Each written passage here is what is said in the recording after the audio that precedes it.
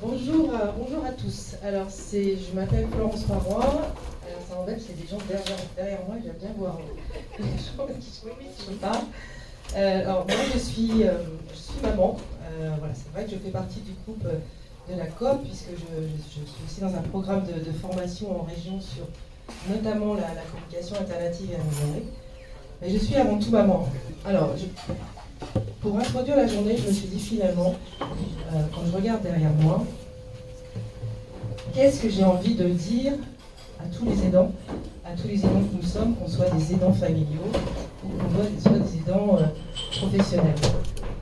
C'est quoi les prérequis en fait? Avant de se dire je commence par quoi, je choisis telle vie d'enfant, c'est quoi les prérequis? D'abord je me dis c'est la motivation. C'est mon intérêt à lui, mon intérêt à l'autre, mon intérêt à mon partenaire de communication. C'est-à-dire je suis disponible, je suis à quatre pattes pour essayer de capter son regard, ou de capter, ou de faire un premier signe. En fait, c'est déjà ça. Ça marche si on a un intérêt à l'autre. Et puis, alors je me suis fait un petit papier pour essayer de rien oublier, quand même. C'est aussi, deuxième chose, c'est être disponible, mais proposer aussi un environnement, ce que j'appelle propice. C'est-à-dire, pas quand il est fatigué ou quand je suis moi. C'est aussi, peut-être qu'il va falloir, pour initier du travail, le mettre face à un mur blanc avec des petits pictogrammes sur des tâches pour ceux qui voient un petit peu ce dont je parle. Mais pas seulement. Parce que, effectivement, proposer un environnement propice, c'est le motiver lui aussi. Et c'est comme ça qu'on va entraîner la personne qu'on accompagne, la personne sur une communication. Alors j'ai dit nous parce que la collaboration, le travail ensemble, aller chercher des solutions, des stratégies, c'est jamais seul en fait. C'est jamais seul parce que il faut s'adapter. Il n'y en a pas un qui sait et l'autre pas, même si l'expertise parentale, comme on dit, elle est vraiment, c'est vrai, elle est incontournable et elle est très aidante. Donc voilà, c'est ça aussi que j'avais envie de dire là, que c'est en collaboration, ensemble, qu'on trouve des solutions.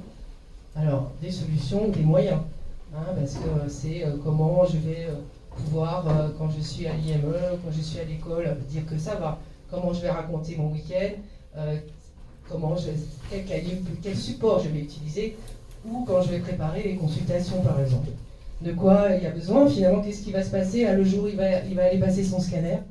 Je regarde le docteur Lyon, mais voilà, moi, maman, je ne peux pas dire par quelle porte on va rentrer, est-ce qu'il y aura l'infirmière avant-après, quand est-ce qu'on met le badge, etc. C'est ça. Donc des allers-retours, des ajustements. Et puis il y a des échecs, l'échec, ça fait partie de l'apprentissage aussi. Donc pas commencer à...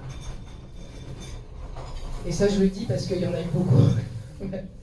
Des essais, voilà. Et c'est ça aussi d'être ensemble, de ne pas se décourager. Parce que l'entraînement, en fait, au fil des années et des mois, il est important. Un autre enseignement que m'a donné Julien, les solutions, elles sont toujours individualisées. Toujours. Elles sont adaptées individualisées et selon l'environnement.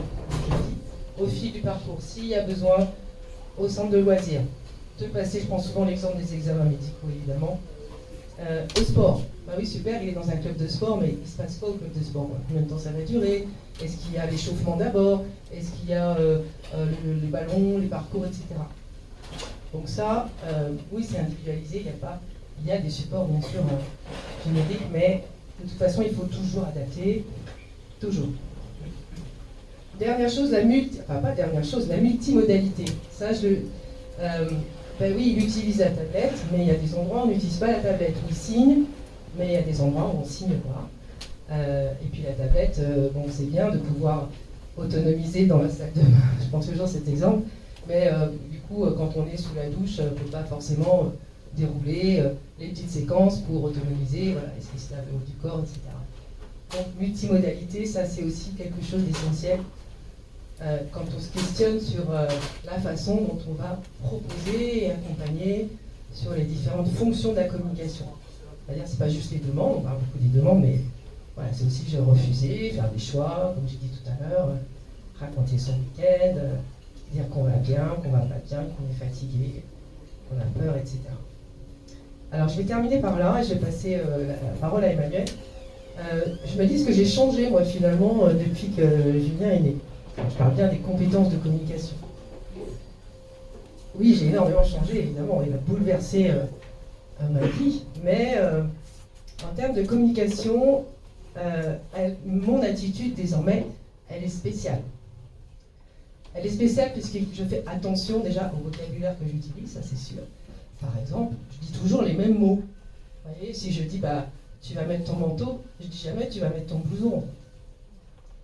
Donc le choix des mots simples, des phrases courtes, pas trop vite, et puis laisser le temps. La notion de temps, elle est importante pour les personnes qu'on accompagne, parce que, vous savez, nous, quand on interagit, c'est 2 secondes. Mais alors eux, voilà, pour initier, j'allais dire, un mouvement ou une réponse, quand on interagit, c'est beaucoup plus long. Donc pour ça, il faut donner le temps n'est pas le même pour eux. Alors, qu'est-ce que j'avais noté encore? Bien sûr, la disponibilité, on en a parlé, trouver des moments privilégiés, on ne se met pas de pression, c'est pas toute la journée, tout le temps, c'est au moment de la toilette, parce que là, je sais, chez nous, en tout cas, je suis plutôt disponible le matin, on va pouvoir interagir, stimuler, comme on dit, autour d'un moyen de communication. Et puis, proscrire la négation, je vais commencer par ça. Ah, il n'y a pas de piscine aujourd'hui, ah ben non. Super, il y a balade, bibliothèque, etc.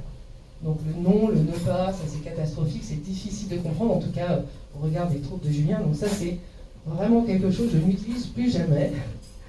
C'est pour ça que je dis mon attitude, oui, elle a changé. Et enfin, dernière chose, on dit souvent que les personnes se calent sur nos émotions. Et ça c'est complètement vrai. Donc, vous savez, je ne sais pas s'il y a des parents dans la salle, mais c'est quelque chose qu'on fait relativement bien, la gestion du stress. Les professionnels aussi, mais comme nous, on est souvent seuls pour le faire. Voilà, c'est de rester calme, même s'il se roule par terre, de se dire ah bah super, la batterie de la voiture ne marche plus, on va prendre le bus, génial, on va prendre le bus. Vous voyez, c'est ce genre de choses d'auto-régulation des émotions. Voilà, c'est ce que je voulais vous dire pour introduire la journée, en fait, de dire que nous, c'est d'abord nous, on doit travailler sur nous, en tout cas pour pouvoir être disponible pour les personnes qu'on accompagne.